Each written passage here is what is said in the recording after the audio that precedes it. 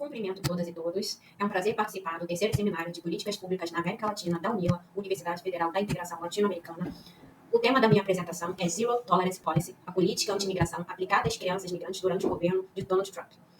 Antes de iniciar a exposição do meu trabalho, gostaria de me apresentar primeiro, apresentar um pouco da minha biografia. Meu nome é Paola. Recentemente fui aprovada em segundo lugar no processo seletivo para atuar como advogada no município de Casimiro de Abreu. Sou mediadora institucional da Câmara de Mediação da OAB Seccional do Rio de Janeiro. Sou discente do curso de pós-graduação em Direito das Mulheres e Direitos Humanos da Inova Educação. Sou especialista em Relações Internacionais pela UNILA. Sou especialista em Políticas Públicas e Desenvolvimento Regional pela Unimat, com MBA em Gestão de Instituições Públicas pelo Instituto Federal de Rondônia. E sou bacharel em Direito pela Universidade Estácio de Sá. Esse é o início da minha apresentação e, inicialmente, irei fazer uma breve exposição a respeito da política de tolerância zero. Falarei sobre a separação familiar, crianças em centros de detenção, crianças migrantes na Covid-19, perseguição aos Eco Babies, impactos psicológicos da política anti-imigração e impactos sociais e humanitários dessa política anti-imigração. É importante destacar que, no que diz respeito a essa política de tolerância zero, ela é a concretização, de fato, das promessas de governo de Donald Trump, quando, durante as prévias eleitorais e durante o processo eleitoral, ele sempre deixou bem claro nos seus discursos, perante o seu eleitorado, de que ele iria implementar uma política de controle sobre a imigração ilegal, e em vários dos seus discursos ele criminalizava esse imigrante, e quando chegou abril de 2018, ele tornou real, tornou concreta toda essa promessa de governo que ele tinha de implementar uma política anti-imigração, e ele fez isso através de um documento oficial chamado Política de Tolerância Zero. Ele usou a chancela do Estado para implementar essa política de perseguição ao imigrante. E durante o seu governo, que durou 4 anos, ele fez 472 ações executivas e propôs 39 projetos focados no combate à imigração. Então, esse trabalho ele tem como foco principal destacar os efeitos, quais foram as políticas anti-imigração e os efeitos dessa política anti-imigração, especificamente nas crianças migrantes, e não na imigração de uma forma geral. E, portanto, esse trabalho ele é uma ramificação do meu projeto de mestrado, que trata justamente dessa temática da política de imigração aplicada às crianças migrantes e suas consequências, e essa pesquisa tem como marco temporal janeiro de 2017 a janeiro de 2020, que foi o período do mandato eleitoral do Donald Trump nos Estados Unidos. E qual foi a característica dessa política anti-imigração que nós percebemos ao longo de todo esse governo? Essa política tinha como foco principal o processamento criminal de imigrantes. O que isso significa? Quando um imigrante indocumentado, que não tivesse uma documentação legal, que o autorizasse a ingressar nos Estados Unidos, quando esse imigrante indocumentado chegava na fronteira estadunidense, ele era considerado, pela lei de tolerância zero, uma pessoa criminosa, e ele automaticamente já estava respondendo, a partir do momento que ele cruzava essa fronteira sem a documentação, ele automaticamente respondia a um processo criminal movido pelo governo americano contra, ou estadunidense, melhor dizendo, contra esse imigrante ilegal e automaticamente criminoso pela política de tolerância zero. Então, o primeiro efeito que nós podemos destacar dessa política anti-imigração nas crianças migrantes foi a separação familiar. E essas crianças, além de serem separadas dos seus pais, o segundo efeito que essas crianças sofriam dessa política anti-imigração era o encaminhamento dela para centros de detenção diferentes dos seus pais.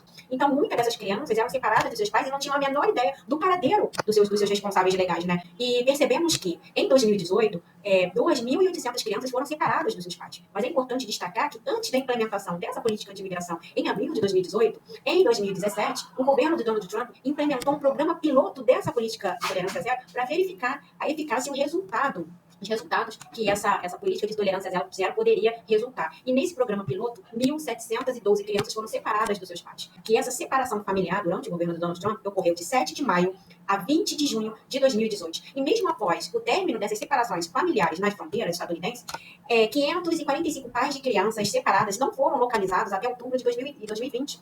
Como eu citei, a segunda consequência dessa política de tolerância zero foi a destinação dessas crianças para centros de detenção administrados pelo Departamento de Saúde e Serviços Humanos estadunidense, cuja sigla em inglês é HHS. E as crianças nesses centros de detenção relataram que foram superlotados e com ausência de higiene, né? Além disso, elas informaram que haviam casos de negligências e abusos físicos e emocionais praticados pelos funcionários desses centros de detenção, que é sempre bom lembrar que esses centros de detenção são responsáveis pelo cuidado e manutenção dessas crianças enquanto elas estão sob custódia do Estado. E esses funcionários do Estado praticavam negligências, abusos físicos e emocionais das crianças. Além disso, elas recebiam cuidados médicos inadequados e eram submetidas a maus tratos. Elas também eram submetidas a condições insalubres e não tinham acesso a cuidados básicos. Entre 2018 e 2019, 6 crianças migrantes morreram enquanto estavam sob custódia das autoridades da imigração estadunidense. E eu fiz questão de colocar o rosto e o nome dessas crianças, uma vez que, mais do que dados estatísticos, elas eram pessoas, elas eram seres humanos, e apesar delas receberem um tratamento desumano dentro desses espaços, é sempre bom lembrar que por mais que seja uma pesquisa, essas crianças, elas são seres humanos, né? E elas merecem todo o nosso respeito. Então, a primeira vítima que morreu dentro desse centro de detenção foi a Jaqueline. Ela era da Guatemala, tinha 7 anos, morreu em 2018 por infecção bacteriana contraída dentro desse centro de detenção. O segundo foi o Felipe, que também era da Guatemala, tinha 8 anos, morreu em 2018 em razão de uma gripe de febre.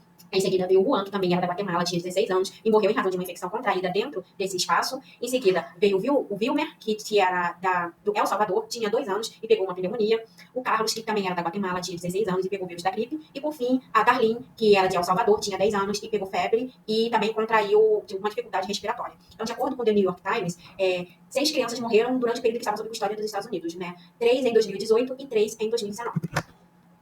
E com relação a essas crianças durante o período da Covid, lembrando que Donald Trump é um negacionista, anti-vacina, e entendia que a Covid era apenas um mero resfriado, em razão dessa sua política negacionista, né, isolamento social ou qualquer medida de higiene dessas crianças durante o período em que elas estavam sob custódia não existia. É possível perceber na foto que eu coloquei, durante o período em que essas crianças estavam sob custódia na época da Covid, não tinha distanciamento social, né, estavam todas amontoadas e o único item de segurança que elas usavam era uma máscara. Né? Fora isso, não tinha nada. Né? E em razão disso, dessa ausência de cuidados básicos para evitar que esse vírus se propagasse dentro desses espaços, mais de 1.500 crianças testaram positivo para a Covid em 2020, enquanto estavam nesse centro de detenção. E nesses centros também era possível perceber a ausência de medidas de proteção, ou seja, falta de itens básicos de higiene para proteger essas crianças durante essa pandemia. A superlotação ainda era evidente, ou seja, não tinha distanciamento social que era exigido para que esse vírus não se propagasse, né? Para que esse vírus não passasse de um infectado para o outro, e as condições das crianças nesse espaço ainda eram insalubres. E o governo estadunidense, principalmente Donald Trump, entendia que ele não era obrigado a fornecer nem sabonete, nem pasta de dente, muito menos água limpa para essas crianças. Então, elas não tinham acesso a esses itens de higiene básicos, nem antes da pandemia, muito menos durante a pandemia e pós-pandemia.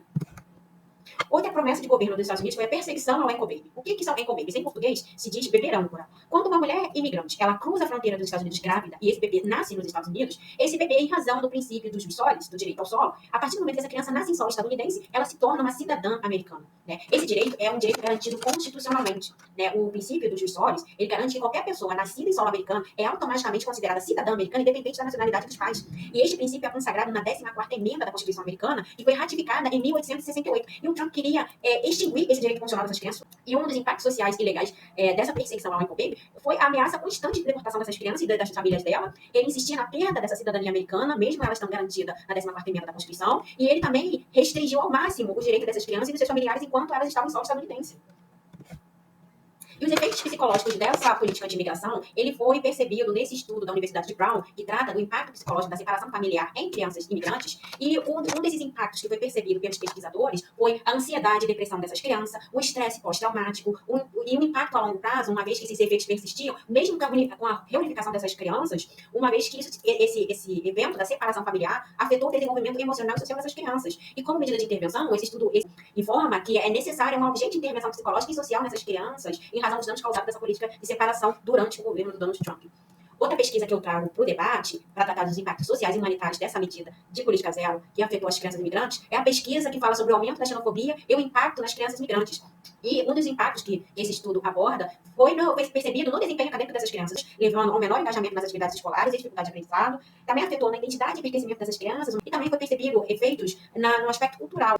E para finalizar minha fala, a conclusão que se percebe é que essa política de tolerância zero impactou as crianças migrantes de uma série de camadas, né? Impactou nelas em relação à separação familiar, elas foram destinadas a centros de detenção que não respeitavam nem seus direitos básicos de ser humano, nem forneciam itens de higiene básica para essas crianças, né? O que causou nessas crianças impactos emocionais e físicos também, que reverberaram em impactos psicológicos, que causaram efeitos como ansiedade, depressão, transtorno de estresse pós-traumáticos. Também este estudo evidencia que a falta desses itens de higiene básico dessas crianças gerou a morte dessas crianças nos centros de detenção estadunidense, né? E que essa falta de higiene, ela piorou na época da Covid-19, o que permitiu que o número de crianças infectadas fosse muito grande, né? Então, feriu os direitos humanos e também tocou em assuntos principais como a necessidade de uma abordagem mais humanitária nesses espaços, né? E a título de reflexão, né, eu coloquei na minha apresentação que essas futuras políticas de imigração, que elas tivessem como base a empatia, né, e o respeito aos direitos humanitários. Mas, infelizmente, agora que o Donald Trump foi reeleito e uma das promessas de governo foi dar continuidade a essa política anti-imigração, o que se verá a seguir, né, quando ele for tomar posse como presidente, o que se verá mais para frente, principalmente quando ele tomar posse em 20 de janeiro de 2025, será a intensificação dessa política, né, e a continuidade dela. Então, essa foi a minha apresentação, essas foram as conclusões do meu estudo. Eu usei essas referências bibliográficas para basear minha apresentação e o meu artigo apresentado no seminário. Agradeço a todos que disponibilizaram um pouco do seu tempo para escutar minha apresentação, para assistir atentamente. Esses são os meus contatos, coloco-me à disposição para qualquer esclarecimento, para qualquer informação. E é isso. Muito obrigada a todos.